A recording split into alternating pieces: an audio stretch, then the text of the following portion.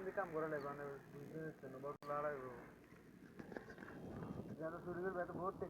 কেউ চিন্তা করিয়েন না, আর কে কোনায় গেছেন কদ্দুর গেছেন জানাইয়েন। কেউ চিন্তা করিয়েন না। ওই যে এক ভাইয়ে উনি ইন্ডিয়া সিম ঢুকাইছে, কোনোরকম ঢুকাই সামান্য যোগাযোগ হয়েছিল, বলছে ঘর থেকে পানি নামছে, সবাই একটু ভালো আছে, আশেপাশের মানুষ এখন সবাই একটু সুস্থ আছে, তবে খানা দানা একটু সমস্যা। আপনারা কে কই আছেন, তাকলে কদ্দুর গেছেন না গেছেন একটু জানাইয়েন।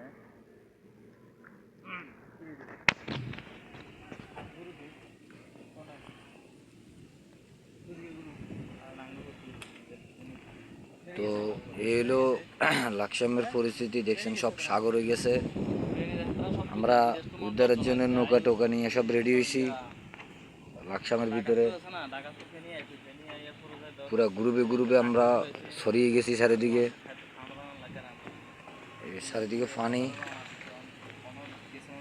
এটা একটা নদীর মতো হয়ে গেছে ডাইরেক্ট, সব পানি আর পানি। আমরা নৌকাত বসে রয়েছি, আমরা রেডি হয়েছি, এই যে আমরা পুরো গ্রুপ বাঁধে রয়েছি। আমরা এখন উদ্ধার কাজে বাড়িতে আছি নৌকা নিয়ে।